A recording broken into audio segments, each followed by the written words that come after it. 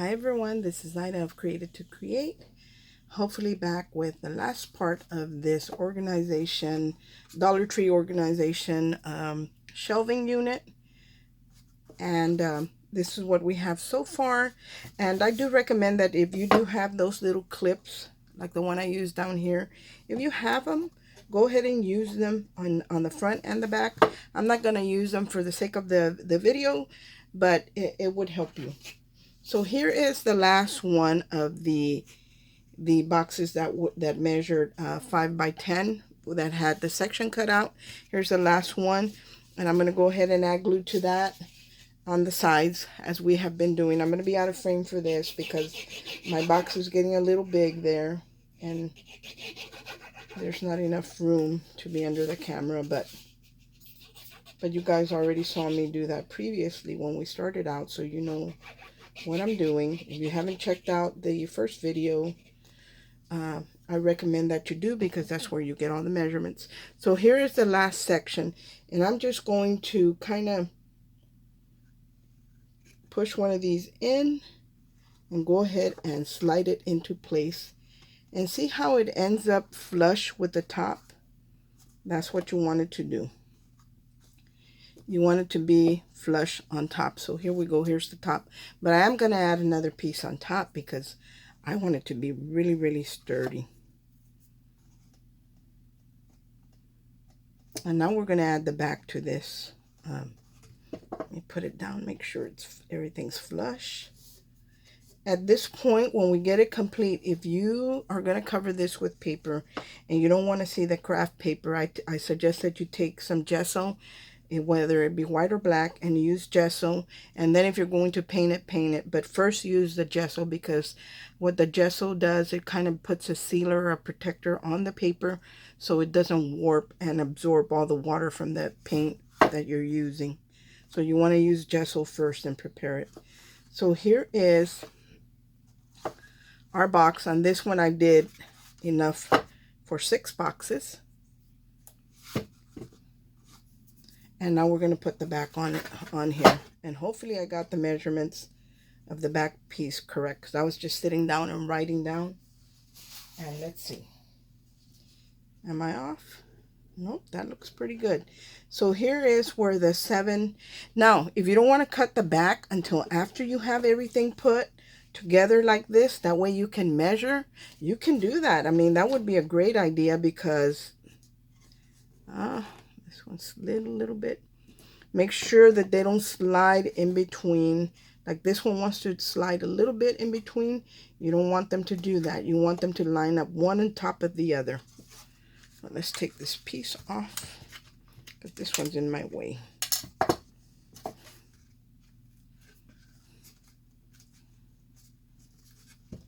So we're going to put the backing on this one. I am going to start off with adding glue. So at this point you would measure this, and then you would cut. See, even this looks like I could have made it a little bit bigger. Let's see. Sometimes when you turn it around, nope, it's the same. Yeah, no. So this actually could have been a little bit bigger, but this still works. So I'm going to use it because we are going to add hinges to it. So that's not going to be an issue. So what I'm going to do now, and this is going to make it more stable. So I'm going to take my glue, and right here I wouldn't recommend hot glue, because you want to add glue to all these little lines, and you want to add glue all the way around the frame. So I'm going to start with these lines, and hopefully you can see what I'm doing. And like, it doesn't have to be exactly on everything, but you do want to have, you know, where it doesn't separate from the back. So you do want to add some glue to these little strips right here. I hate the webs. But if you wanted white, I think they do sell white chipboard, and I think they even sell black. So if you're doing those colors, then I would say get that color to do it. And now I'm going to do the bottom one. See, if I was to be using hot glue here, by the time I got the glue everywhere where I needed it to be, it would be dry and it wouldn't adhere. So now I'm going to do the sides. I'm going to add glue to the sides. And again, remember, this is just a temporary hole because we are going to add hinges to it. And you'll know what I mean when I share with you. Some people don't know what I'm talking about when I say hinges. But I'm going to show you what I'm talking about. That way there's no confusion. Okay.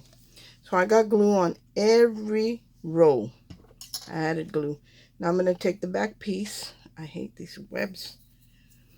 I'm going to take the back piece and I'm going to put it on top and center it as best as possible. Even spacing all the way around.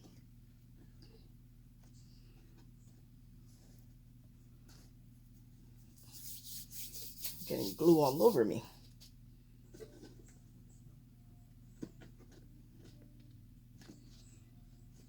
This gives it more stability.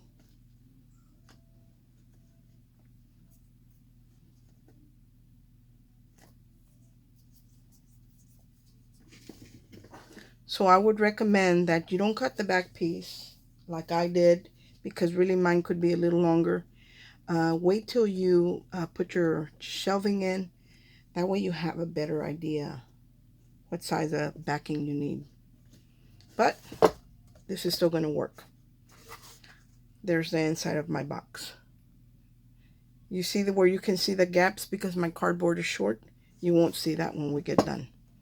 So now what we're going to do is we're going to get, I'm going to get the last piece and put it on top before I do anything else, because I do want the top of my box to be sturdy. So the last piece, remember we cut 4 of these that were the top and the bottom. So I'm going to add one more right here, which is my last piece, just for stability. If you don't want to, you don't have to, but I like my my projects to be sturdy. And I am using, I would think it's considered like a heavyweight chipboard, because I can't really cut it with a paper trimmer. I actually use a guillotine cutter to cut my chipboard because it's easier that way. So I'm going to put this right on top for more strength, added strength. And I'm just going to center it.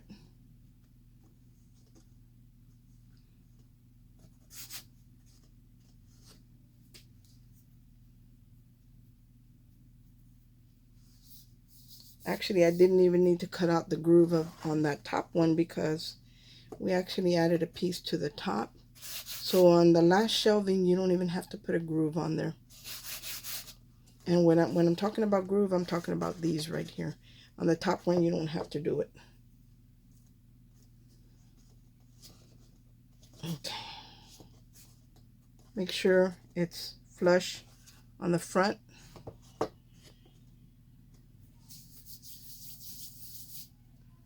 Okay. So now we're going to add the hinges to it to cover up everything, the little gaps. But if you, like I said, if you measured afterwards, you wouldn't have the gaps that I have. But even if you did, we are going to fix those. So you're going to take a little strip of paper that measures 1 inch, and you're going to cut it to the length of the side of the box, like right here. This measures 7 9/16. So you're going to take the little piece and you're going to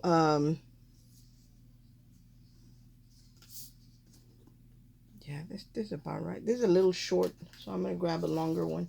I just cut a bunch of them. I didn't even cut them down to size. I just kind of just made in the inch and scored them down the middle, whatever scraps. This is a great way to use your scraps. So since it's scored, all I'm going to do is fold it, and I am going to add glue, and I'm going to glue it right here. This is where this is going to go.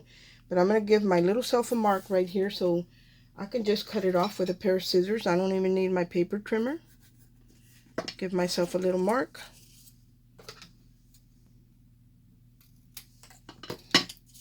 And in this one, I am going to use my regular glue. Right here, I will use my regular glue.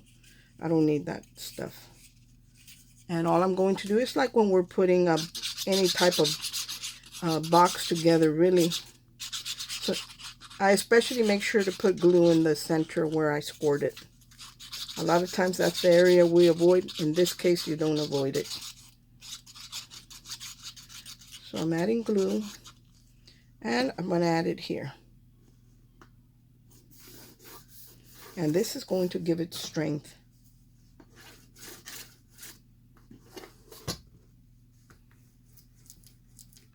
You want to make sure it's nicely adhered. Use a bone folder to burnish it in. Make sure it's not coming off. And that is going to give you stability. And when I turn the box around and show you the inside, you're going to see that you can't see those gaps that I showed you before because of the hinge. So there's one. Okay, let's do the other side. And again, I'm just going to put my paper there, give myself a little mark so I can cut that off. And see there, my mark is right there. I'm going to cut that off. Fold my little hinge in half and add the glue. And adhere it to the other side. And you're going to do that all the way around. On all the sides, everywhere where two pieces of cardboard connect. That's where you're going to do that. Because this does give your project strength. And then when you add your layer of paper, that even gives it more strength. So this goes here.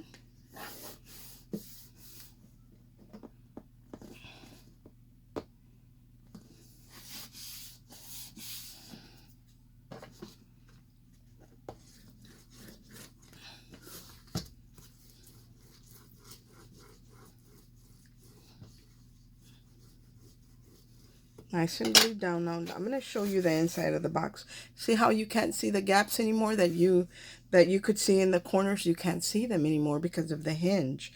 And of course you want to use the same color of paper that you use for the to construct your box. It looks a lot better. Or if you were going to paint it white or black, then you could use a hinge that color and that would work. So now we're going to do these little short, we're going to do the top here. Another one here. Is this long enough? Look. And you want to make sure that they're long enough and you're not taking off too much. You want to try and be as exact as possible. Like I said, you can measure or you can just take your scissors and eyeball it or mark it or however you want to do it. I'm just kind of eyeballing it. And the more hinges you add to it, the stronger it gets. So again, make sure to add it down the center of your hinge and then on the sides. And this is just giving it more stability. And I always do this on any box that I create. I always add hinges because I want my projects to last.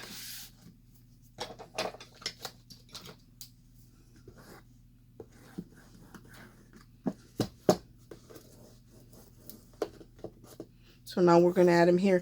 And see how nice the finish looks versus right here where we don't have a hinge.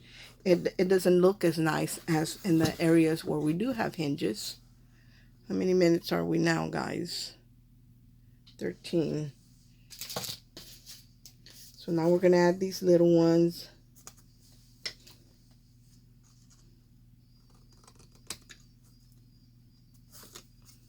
Again.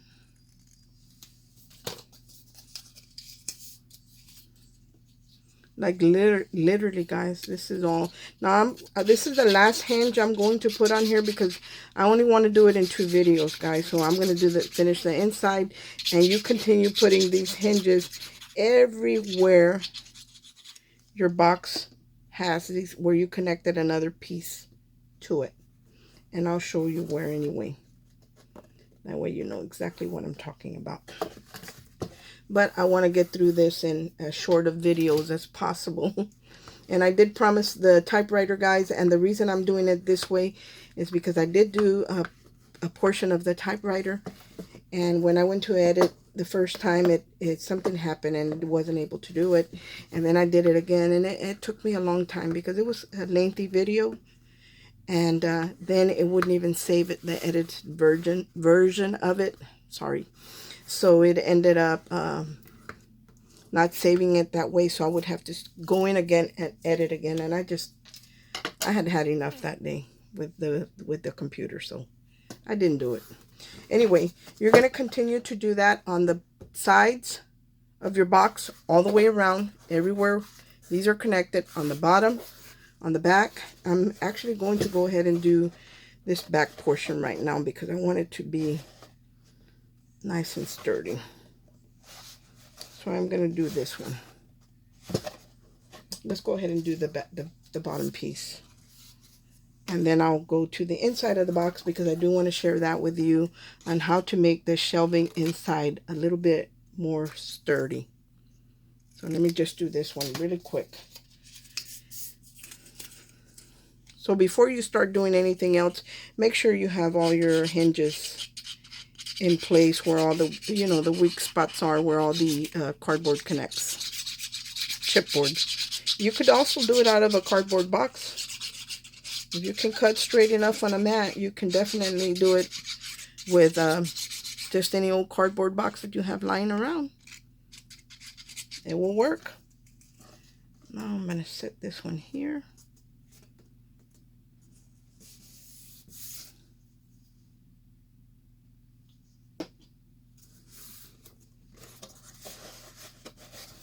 I'm sticking my hand in here and lifting it up because I can see where this one is kind of warping, and I don't want it to warp. But once it adheres to the hinge that I put on there, it won't be able to move. There. In the back. See, it's not going to sink in anymore. And if you find that yours is kind of sinking in here, I would go ahead and cut another piece of chipboard and put it on top. And do the same thing, add your hinges. Okay, I really want to do these, but I don't want to take up too much of your time. Okay, here's our box. The pieces that go down, see how it's flat here and the sides go down? This is the position your box goes in. If you put it upside down, what it's going to do, it has a potential of tearing away from the sides of your box because the weight is pulling it away. But when you put it this way, the weight is pushing it down towards those little tabs. So that's the way you want it. This is your side up. The sides go down, the shelving part goes across, and that's the way you're going to stack it, and that's the way you're going to use it. So let's go ahead and cut the pieces that go on the inside. Now I know that these pieces are, the gap between here is 1.25 inches by 5 inches. So what I'm going to do is I'm going to cut me some strips that are under 1.25 inches wide because they're going to be too snug if I do them exactly 1.25 inches. So it's just got to be shy of 1.25 inches, but it can go all the way to 5 inches. So let me grab my cutter really quick and cut some out. And I'm not going to do all of them. But I will do some and show it to you. Let's see, I got a bunch of strips right here.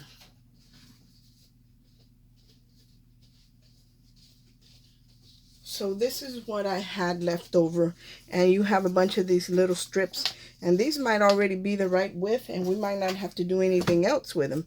But what you're going to do is you're going to slide them in between. They're not the correct width. They're too small. I think all of them are about the same, so they're all going to be too small. We need the little piece to be, these might work. This one might work. You want them to be snug when you put them in there. This one's not good either. So I'm going to say cut them a little shy of 1.25 inches. And I'm going to take my paper trimmer and show you how to do that if you don't have a guillotine cutter. So here's my paper trimmer. I'm going to line this up at 1.25 inches, a little shy of 1.25 inches. And I'm going to cut it, and then I'm going to crease it like this. And then you can go in with your scissors and cut it. I'm not going to use my scissors. I'm going to use my X-Acto knife because I already have that line there. And all I have to do is get into that groove, and I should be able to cut it without too much trouble. No, I am.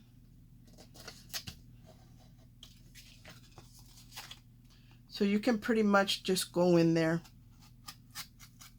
This one's not very sharp anymore. I'm going to have to use my scissors because it's not sharp.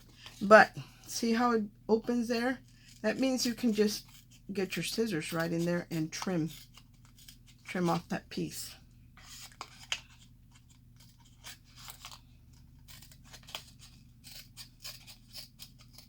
I hope I'm in frame. I need to stand up to see. So I got that little mark right there that I did with my paper trimmer, and I can see exactly where I need to be cutting because I'm cutting right inside that groove. Now, this has to be 5 inches long, so I'm going to go ahead and cut it 5 inches long.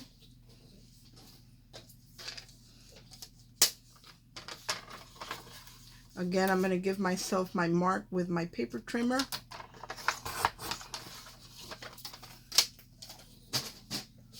See how it does there? And all I have to do is take my scissors and put them right into that groove. Okay. So here it is. So what you're going to do is you're going to add glue here. And I think on this you can use the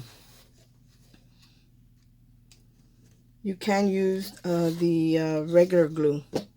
You can use regular glue, and I think that's what I'm going to do. What did I do with my glue? Oh, here it is. And on this, I would definitely use either this glue or the tacky glue. I wouldn't do hot glue here. I would do something, or even Mod Podge would work. But I'm just going to do the glue. So I'm going to take the piece, and what happens here is that when you insert it in here, it's going to give stability to your little shelf where it's not going to collapse on you. So I'm going to turn it sideways and use my bone folder to make sure, I hope you guys can see, to make sure it adheres.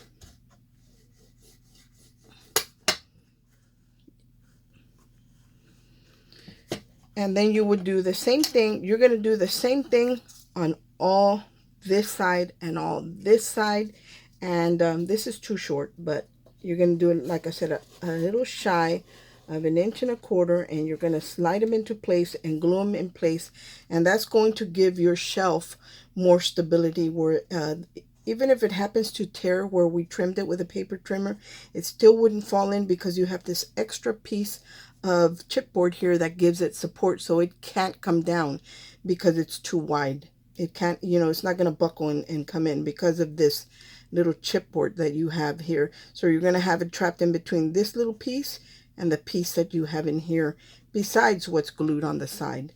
So pretty much, guys, this is the box. I hope that you understood everything that I was doing. I hope that I explained it well to you, but this is definitely a must-have if you have a bunch of these little boxes that you can stick in a cubby or on a shelf or something, because then, you know, they fit perfectly. And by the time you add, these are going to be a little loose, but by the time I add chipboard, hold on, let me move this piece over some, because I want to share something with you.